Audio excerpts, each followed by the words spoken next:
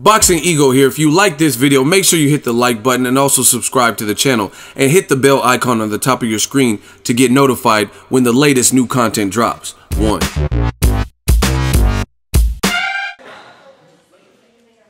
Boxing Ego, I'm with my man Lawson. Was it the third? The third, yeah.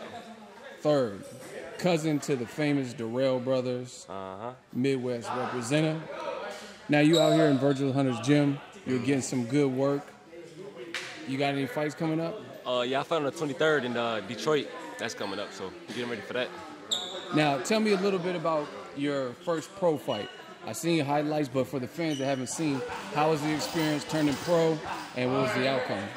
It was fun. It was a good experience too, because it was in my hometown.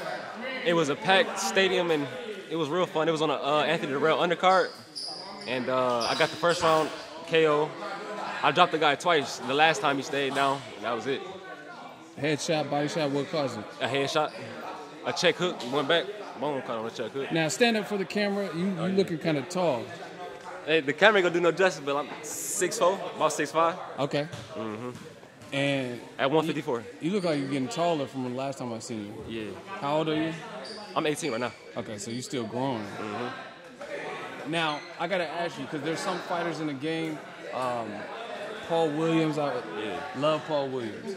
Robert Easter, they're tall for their division, but they don't always necessarily fight tall.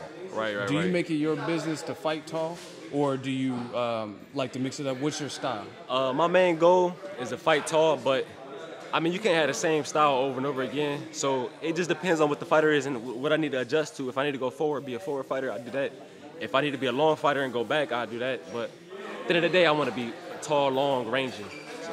So you mix it up, but mix it up, yeah. you try to use your range. My range, yeah. Like the last fight with Robert Easter. Robert Easter, one of my favorite fighters, but he kind of fought wrong, kind of fought backwards by just going in, rushing in, and giving this God-given gift away, for real.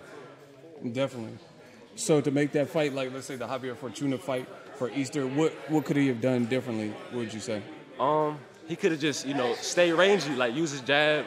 He didn't have to go in and just go in and brawl with him, because that's his fight, and that's kind of backwards. It would have been an easier fight if he would have boxed him. Now, I got to bring this up. We just seen Andre Dirrell spar. Yeah. I can't give too much of the details. We got to keep that in the gym. He got something for Uzcategui though.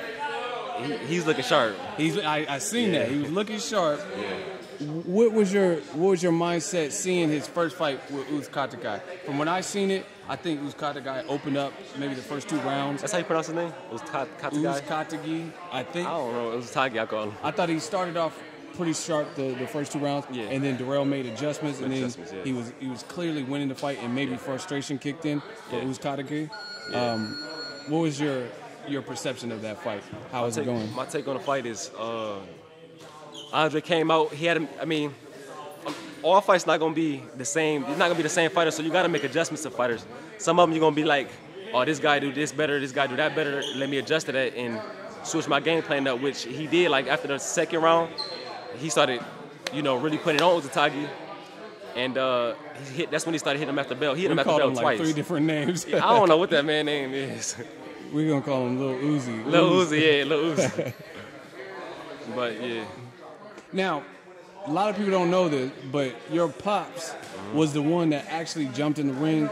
He seen what happened. Dirrell got clocked late after the bell. Yeah. And in the moment, in the heat of battle, he's the one that ended up punching Uzcategui.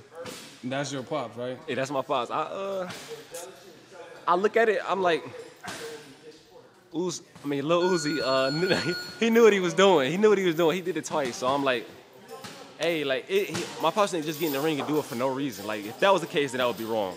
At the end of the day, like, if he would have caught Andre with a fair punch, that's just what it is, It's a sport. But, doing a foul like that just don't affect the fight. After the fight, that can seriously hurt somebody, their life. He got to go back to his kids at the end of the day, so that wasn't cool. So, what my pops did, I don't have no problem with it, for real. And that was actually the second time, because I remember the Arthur Abram fight with Dirrell. That's the second time. Yeah, the Abram fight, he kind of did the same thing. Yeah, that ain't cool. I think Dirrell, we could ask him, he's here, but I think he had to go through some like time away and stuff. Like them off guard punches, like them.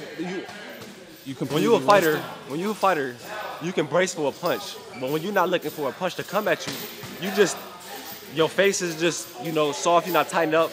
It just come and it's them the punches that really do damage for real. And that shortened his career. Like that make it.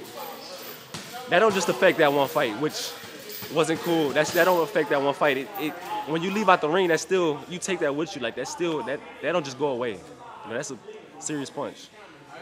So you understand your dad's emotion behind it at the time. It kind of put me in the mindset of when Floyd fought Zab, and then because at the end of the day, you love that person that's in the ring. It's just not just regular person. Yeah, because Zab hit him low. Yeah, that's family at the end of the day.